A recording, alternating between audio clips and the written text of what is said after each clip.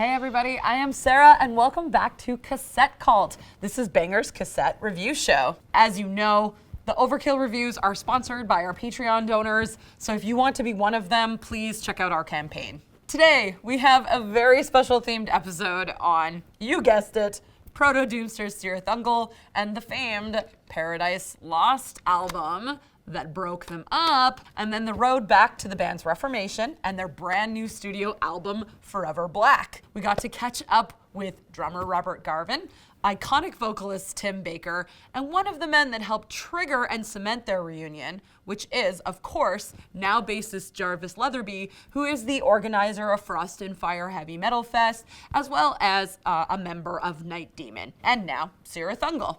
All right. Let's dive in. Before we kick things off, I am going to give you a brief primer, I know I'm not brief, on Cirith Ungol, who pronounced their name Cirith Ungol, not Cirith Ungol a la Lord of the Rings, so stop arguing about that shit in the comments. This sword and sorcery band formed in 1972 in Ventura, California, and, well, they play a striking hybrid of garage rock, power metal, and proto-doom that harkens back to some of the records that you see on this table. I would compare them to Blue Cheer, to Budgie, and to Captain Beyond, if you're looking for, you know, some older artists to reference.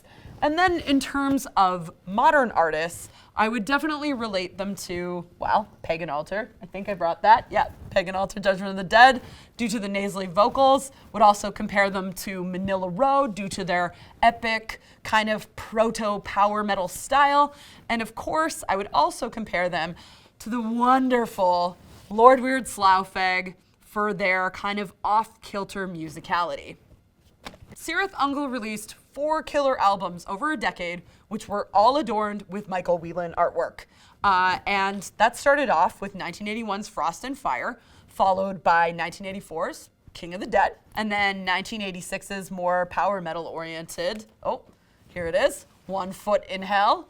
And then finally, their inconsistent finale came with 1991's Paradise Lost, which is this cassette I'm holding right now. And we're gonna play it, of course, because this is a Cassette Cult. And this is the track, Chaos Rising. 1 second. Hell yeah, brother.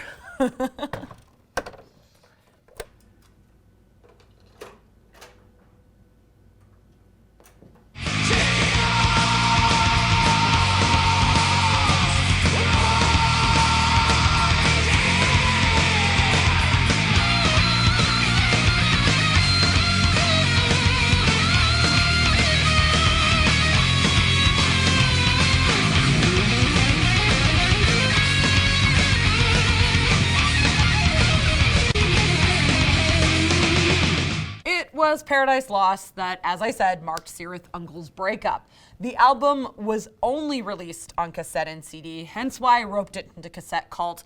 But yes, I am aware that it's symptomatic of the format wars that were happening at the period. And regardless, the band at the time had very little control over the production of the album, and unknowingly, they signed away the rights to it and they received no royalties for this record. They didn't even receive copies of it. So all of these issues, coupled with band member shakeups, resulted in the band actually breaking up. Infamously, Robert Garvin, the drummer, reviewed this album on Metal Archives. We're gonna show that to you now. I was so upset by this project and its production and aftermath that I swore that I would never touch another drumstick or play drums if it meant being in the same business as these people. I have kept my oath and expect that I will keep it until death. Now, according to one of the men who helped get the band back together, Rob actually kept that oath. Here's a little bit of interview with Jarvis. He swore that, you know, back in 92, I believe, that he would never touch a pair of drumsticks again. And he actually didn't. I think 2016 is when we reformed, and I believe 11 years prior to that, I want to say 2005, his wife bought him a pair of drumsticks as like a stocking stuffer for Christmas, and he wouldn't even touch the damn thing. Now, When you talk to Cirith Ungol, things are obviously in a shockingly different and way more positive state. Cirith Ungol is now headlining festivals worldwide after reforming back in 2015 at the behest of multiple players, including Jarvis, in the traditional metal scene. Their first show was the second rendition of the Ventura, California festival Frost and Fire, which I attended. It was fucking awesome, which occurred back in 2016. And now 4 years later, they are headlining both nights of the incredible Keep It True festival in Germany. Just look at the lineup on that festival. It's mwah!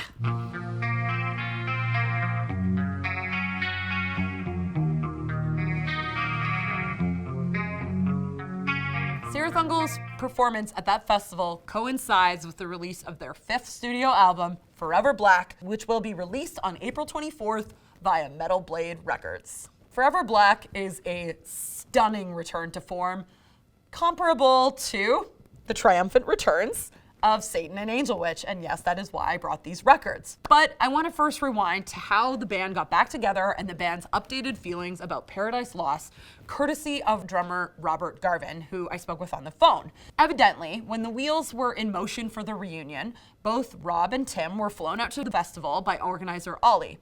And the producer of Paradise Lost, his name is Ron Gowdy, was also in attendance, and it was an opportunity for the band to bury the hatchet and move on from that really dark period of their lives. He came out when we played at Hammer of Doom in Würzburg, Germany, and we saw again and met, and he had a studio in Amsterdam. He said, hey, you guys need to come by, and he mentioned, a lot of the guys that come to a studio were excited that he worked on our album, Paradise Lost and stuff. And, I felt really good about it, and I was looking forward to seeing him next again. And then news came out I think it was last week or the week before that he'd passed away. So, it was just kind of a very sad bookmark to this whole thing you're going to ask about. So I wanted to mention his name because for good or bad, better or worse, whether I like it or I don't, anyone else likes it or doesn't, Ron, he was the guy that, he produced that album. He was in charge of mixing it. He did everything that was on there.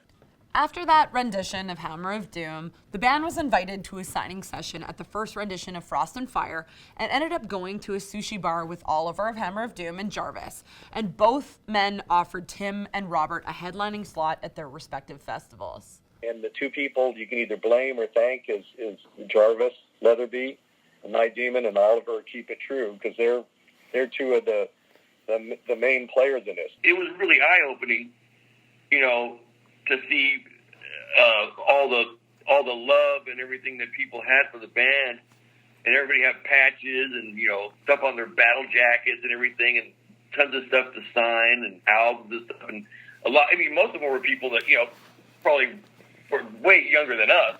Now, obviously, these guys were inspired by the offers and the sheer amount of love that fans were showing the band. Cirith Ungol got back together, and now they've recorded their first studio album in almost 3 decades. The first taste of their return came in the form of the Witch's Game single, which I've got over here. It is killer, which is from 2017, and it's actually connected to the impending animated film Planet of Doom. And if you're interested in that, it's totally like heavy metal. You should check the link in the video description for updates on it, because it should be out in 2020. That single was classic Cirith Ungol, but now they finally have a studio album and a follow-up to Paradise Lost. Titled Forever Black, the album is composed of 9 tracks of entirely new material spanning 40 minutes that was written since the band started jamming again back in 2016, save for a small handful of old riffs. It also, of course, features a Michael Wheeling painting of Elric. Despite the album being composed of new material, it feels like the band hasn't skipped a single beat. Opening track Legions Arise instantly calls back to Join the Legions and is like a furious call to arms for Cirith Ungol and fantasy fans. The classic riffing and soloing from Jim Barraza sets a nice, crunchy, propulsive tone that interweaves throughout the jilting, unhinged drums and tastefully groovy bass. In terms of highlights, we've got tracks like Join the Legions, The Frostmourne Stream, Stormbringer, Nightmare, with its very creepy little laugh, and the title track, Forever Black, which has the best soloing in the entire album. Let's listen to a snippet from Stormbringer, shall we? Just pretend I have the cassette edition in my hand, because I filmed this video before the release and it wasn't ready yet. Ha!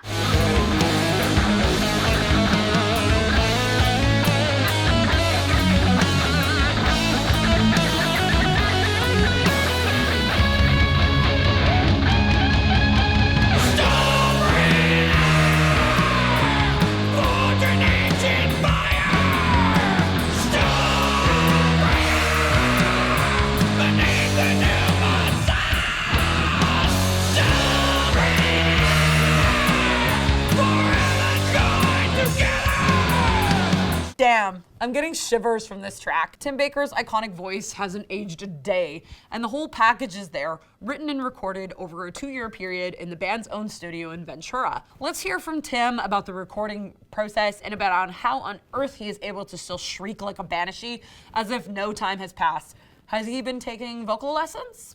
You got to remember, we took a 25-year break. Thanks for saying that, though. I mean, but oh my God, I mean, a professional singer. I'm the furthest thing from that. I'm just a vocalist. That's what I just tell people, oh, what do you? Oh, I'm in a band. I just yell at people. Oh, geez, what is this doing there?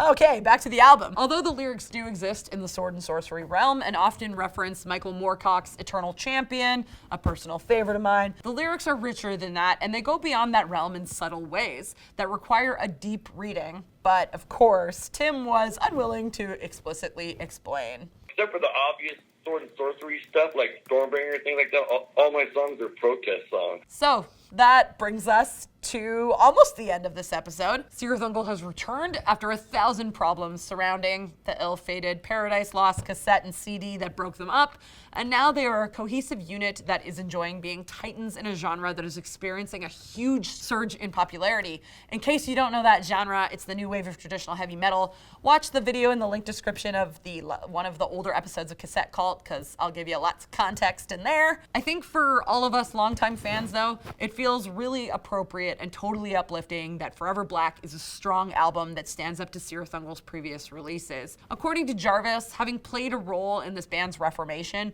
has been, just as fulfilling and exciting for him as it has been for us who have been following it. Being a part of reuniting the band is probably one of the proudest moments of my life. Now, I want to give the last words of this video to the drummer Rob, because doing the research and in-depth listening for this whole episode gave me an extreme case of the warm fuzzies. I'm a bit of a hardcore Cirith Ungol fan, I'm not gonna lie. My band got to play with them in Chicago and I actually cried, and I've seen them multiple times. So Rob, take it away. Hey, look, we went away, we descended. I always joke, because I'm a big H.P. Lovecraft fan, like Cthulhu, he sinks below the waves, and until the stars are aligned right, and he can rise back up again, and stomp around on humans.